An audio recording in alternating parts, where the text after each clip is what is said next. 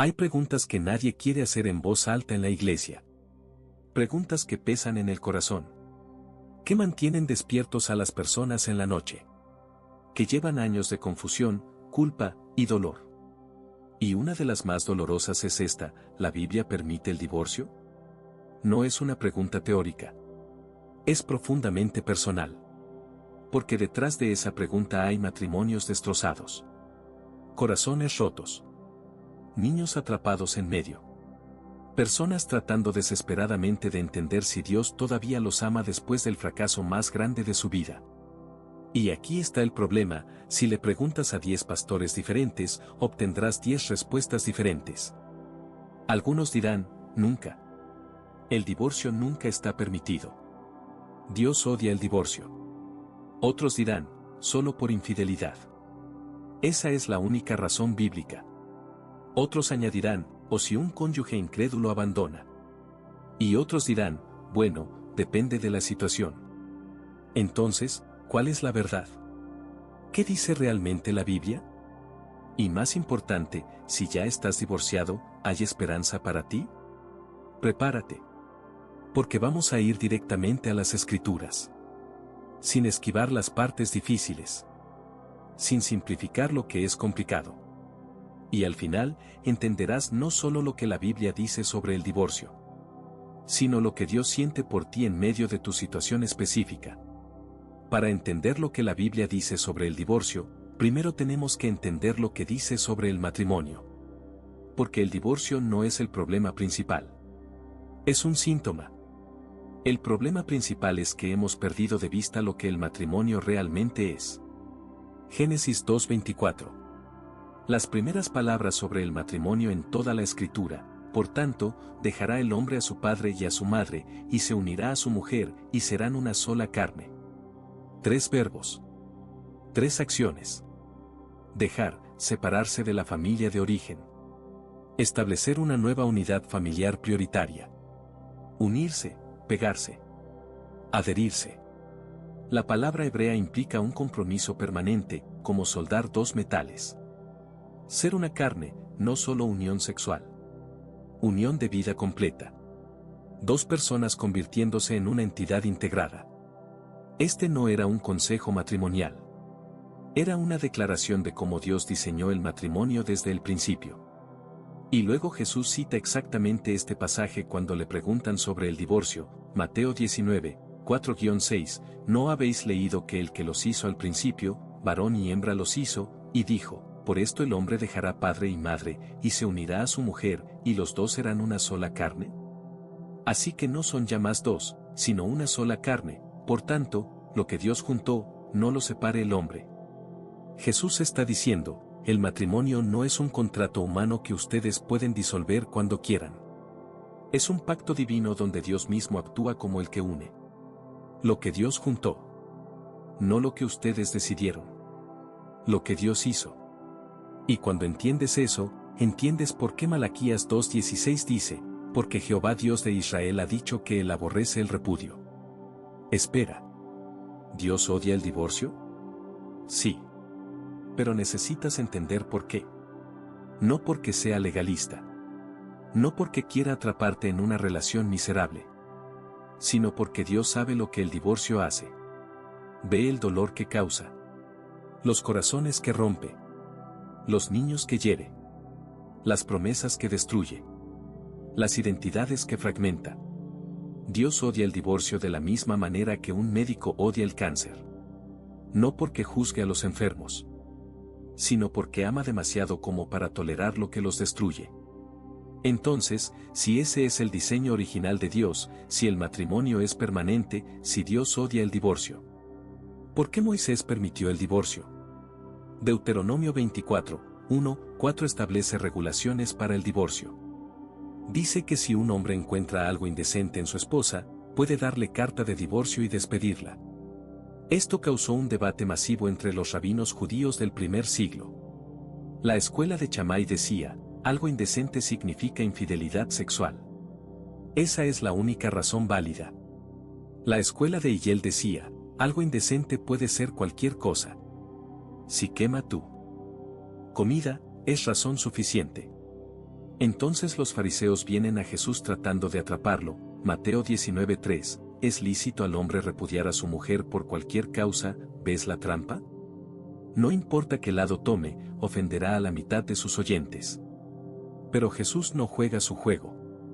No responde la pregunta como la hicieron. En cambio, va más profundo. Mateo 19, 4-6, ¿no habéis leído que el que los hizo al principio, varón y hembra los hizo? Los lleva de vuelta a Génesis. Al diseño original. Antes de que el pecado entrara. Pero los fariseos insisten, ¿por qué, pues, mandó Moisés dar carta de divorcio y repudiarla? Y aquí viene la respuesta que cambia todo. Mateo 19:8, por la dureza de vuestro corazón Moisés os permitió repudiar a vuestras mujeres, mas al principio no fue así. Pausa ahí. Moisés no mandó el divorcio. Lo permitió. ¿Por qué? Por la dureza de vuestro corazón. El divorcio nunca fue el plan A de Dios. Ni siquiera fue el plan B.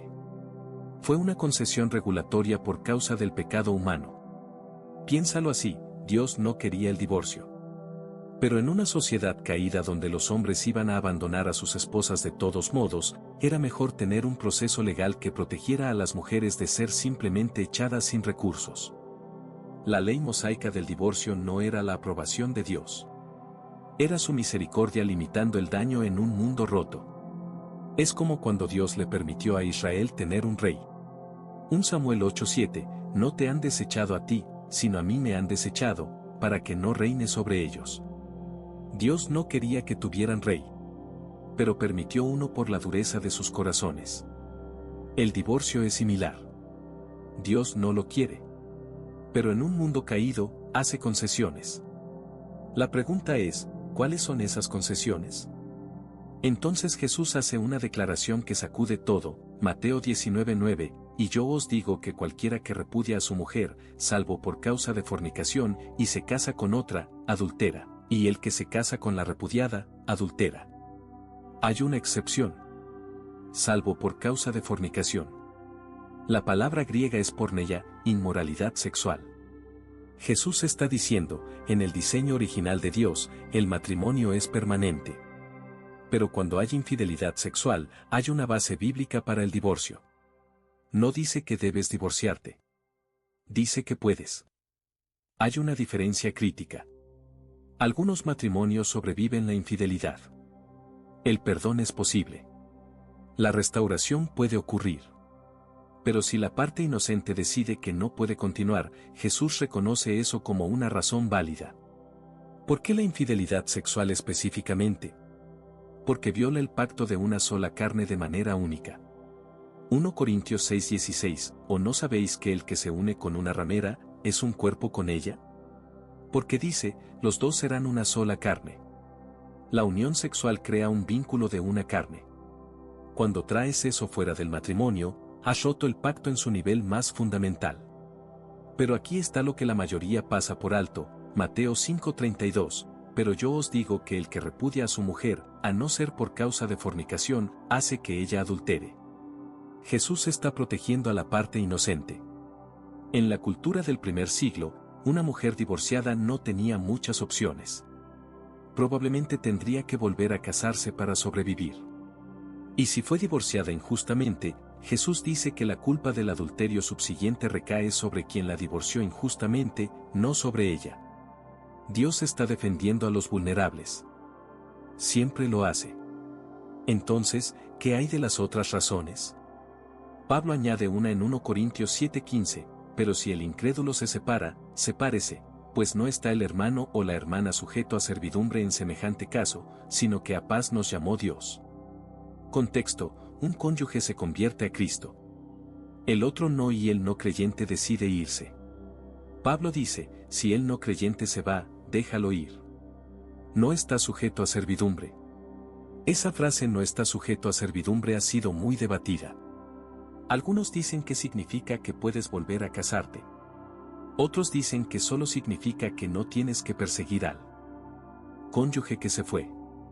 Pero lo que está claro es esto, el abandono por parte de un cónyuge no creyente es reconocido como una situación donde el creyente no está obligado a permanecer en el matrimonio. Entonces, tenemos dos razones bíblicas explícitas. 1. Inmoralidad sexual, Mateo 19:9, 2. Abandono por parte de un no creyente, 1 Corintios 7:15, pero aquí está donde se complica. ¿Qué pasa con el abuso físico? ¿Abuso emocional severo? ¿Adicción destructiva? ¿Negligencia financiera que pone a la familia en peligro? La Biblia no aborda cada escenario específico, porque no es un manual legal exhaustivo. Es una guía de principios divinos. Y aquí está el principio: Dios valora la vida humana. Dios protege a los vulnerables. Dios no te llama a permanecer en una situación donde tú o tus hijos están en peligro físico real.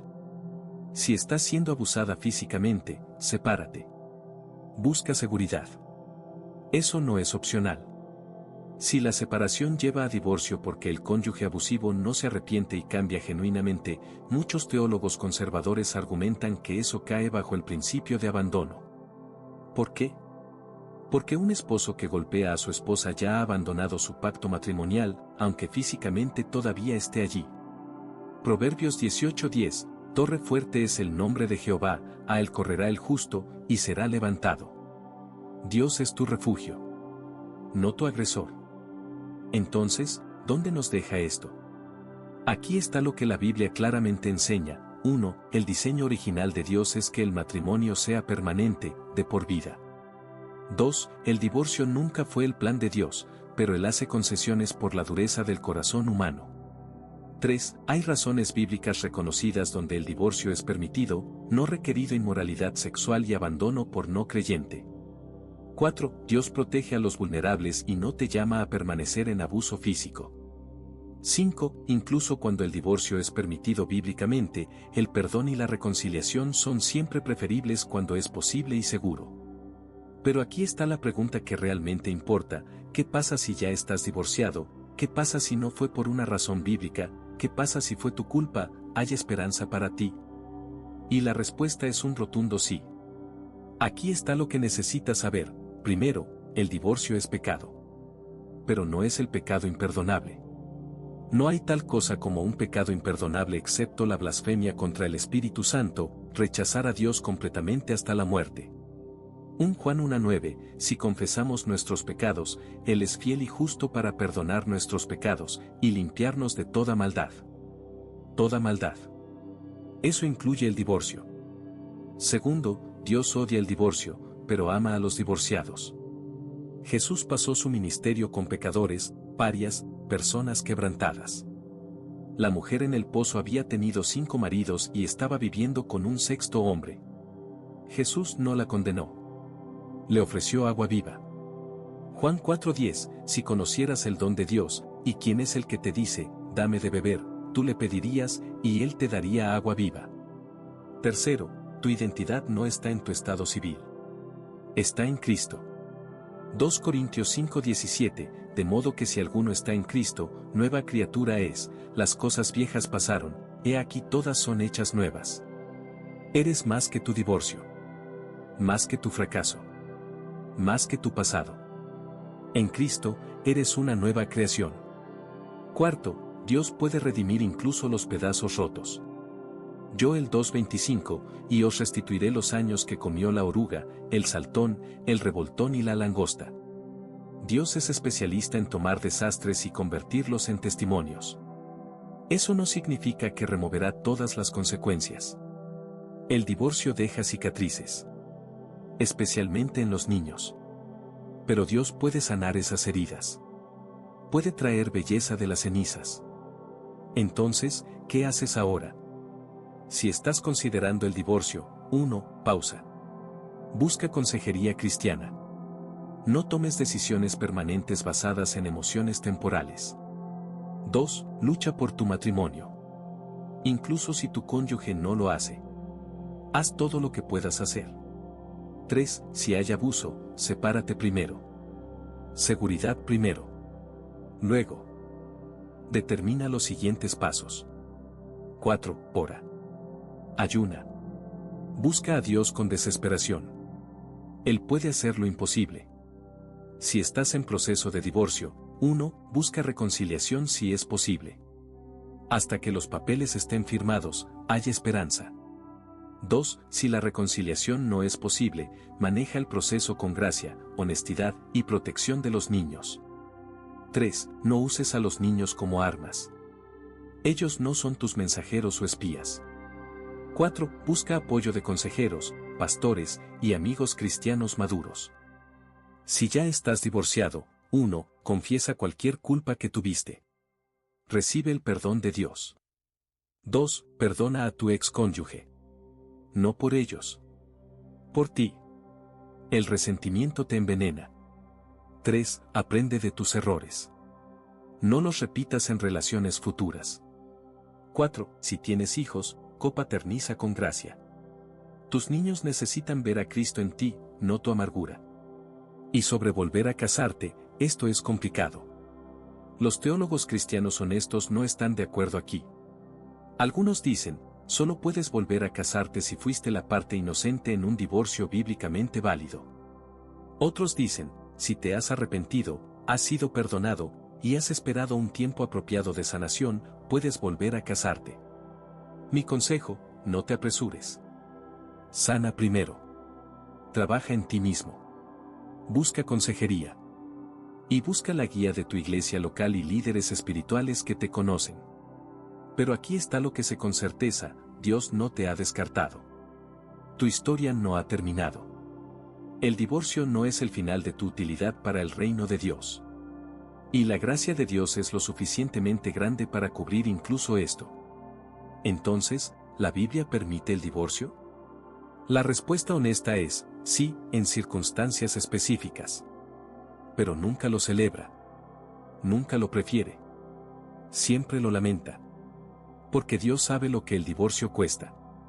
Pero aquí está lo que también sé, Dios te ama. Incluso en tu situación rota. Jesús murió por ti. Incluso conociendo todos tus fracasos. El Espíritu Santo está contigo. Incluso en tu dolor. Y no hay lugar tan oscuro que la luz de Cristo no pueda alcanzar.